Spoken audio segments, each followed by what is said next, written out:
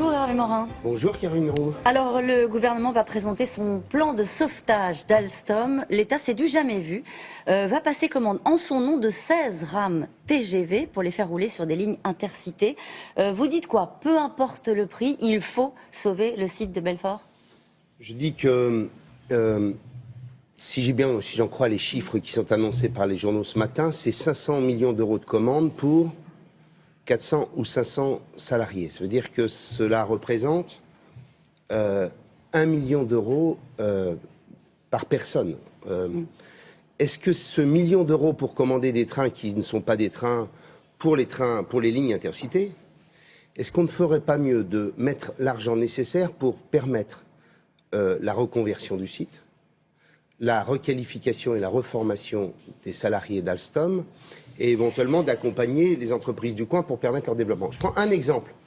C'est une fuite en avant, cette manière de gérer ce dossier-là. Où est-ce qu'il y a une urgence sociale? Non, on voit bien, et à un moment donné, il faut faire face, quels que soient les moyens. Qu'il y ait une urgence sociale, sans aucun doute. Mais plutôt que de se concentrer sur la préservation d'emplois, on ferait mieux de s'occuper de la protection des personnes. C'est cela dont il s'agit. Il ne faut pas dire aux Français, de toute façon, les boulots ne changeront pas. C'est pas vrai. Kodak existait, Kodak n'existe plus. L'automobile va connaître des transformations considérables. L'économie, c'est un changement permanent. Schumpeter l'a expliqué dans des livres qui sont restés célèbres. C'est de la destruction et de la création. Le problème de la France, c'est qu'on ne donne pas les conditions pour créer assez d'emplois, assez d'entreprises, pour faire en sorte qu'on investisse dans les boîtes. Et je prends un exemple. En Normandie, j'ai créé un dispositif qui s'appelle ARM. Anticipation, redressement, mutation. Bien. Nous avons mis en place un dispositif qui permet de soutenir des entreprises qui ont des problématiques de court terme. Elles sont saines, fondamentalement saines, mais elles ont une difficulté, elles risquent de finir à la barre du tribunal de commerce. J'ai annoncé les chiffres. 20 entreprises ont été soutenues durant l'été. On a mis la région 1 million d'euros, on a sauvé 1000 emplois. C'est ce que fait le gouvernement. Oui, sauf que moi, ça coûte 1000 euros par emploi. Et ce sont des entreprises qui ont un avenir, qui vont pouvoir se développer, qui vont pouvoir faire évoluer les métiers de leurs salariés. Vous voyez bien que simplement parce qu'on est à 6 mois d'une élection, on se dit il y a le totem Alstom et donc quel qu'en soit le coût, on le fait. Je pense que ça n'est pas rendre service aux salariés d'Alstom. Parce que quand vous aurez commandé les trains, dans 2, 3 ou 4 ans, qu'est-ce qui se passera? Vous ne faites pas le crédit au gouvernement d'avoir au moins géré l'urgence? Non, je préférerais gérer l'urgence à travers la requalification, la reformation, par la reconversion du site, l'accompagnement d'un certain nombre de nouvelles activités. Ça me semblerait beaucoup plus utile sur le long terme. Alors, vous nous annoncez ce matin que vous allez soutenir la candidature de Bruno Le Maire à la primaire des Républicains. Ça veut dire que vous ne choisissez pas le nez sur les sondages, Hervé Morin? Écoutez, moi j'ai fait un choix qui est un choix assez simple. J'ai fait le choix du renouveau et de l'homme qui défend le renouvellement de la vie politique française. Le renouveau, on est quand même le seul pays en Europe, et j'allais dire dans le monde, où vous êtes constamment recyclé. En clair, vous pouvez avoir exercé le pouvoir, avoir été renvoyé par les électeurs, être à nouveau candidat. Il n'y a qu'en France où cette situation existe.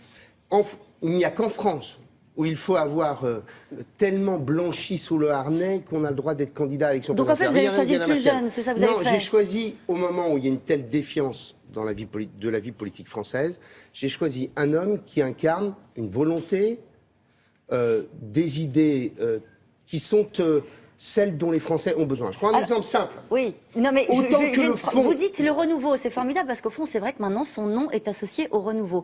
Il y a une phrase qui était très intéressante hier qui a été prononcée par Alain Juppé dans un documentaire qui était diffusé sur France 3. Il disait à propos de Bruno Le Maire, il est classique, donc on est loin du renouveau, superficiel et froid.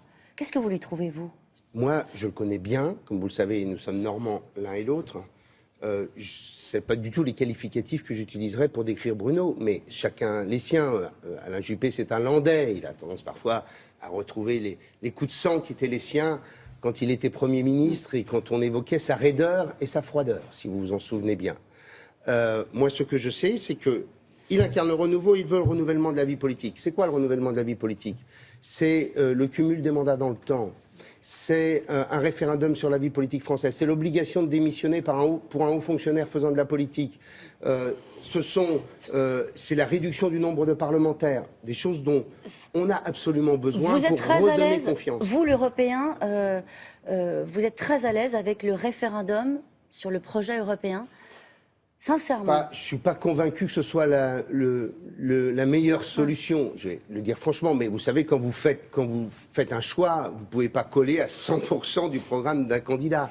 Ce que j'aime en revanche sur l'Europe, c'est l'idée de faire passer le renouveau de l'Europe par une nouvelle relation du couple franco-allemand, et Bruno Le Maire, est mieux qualifié que quiconque pour parler de la relation entre la France et l'Allemagne.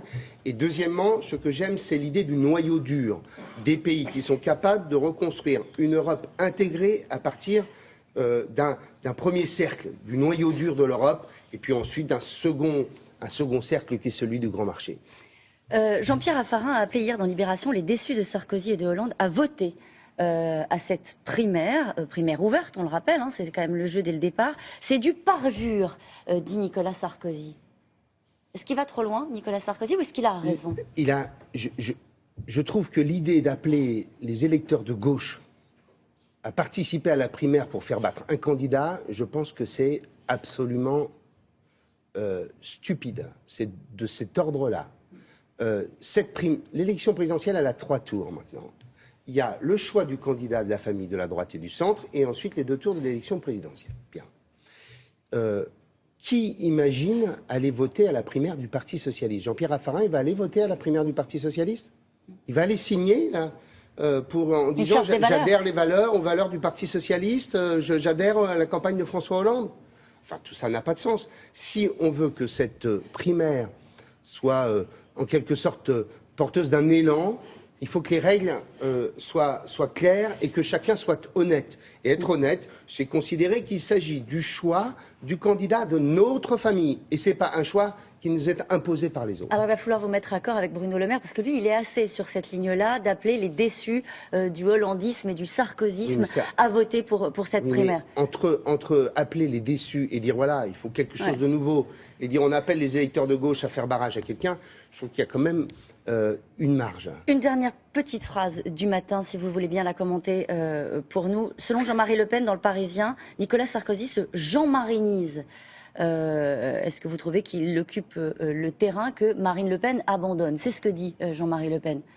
Ouais, enfin, c'est d'abord l'histoire entre Jean-Marie et Marine. Voilà, c'est ça le sujet. Merci beaucoup Hervé Morin. C'est à vous, William. Oui, merci Caroline.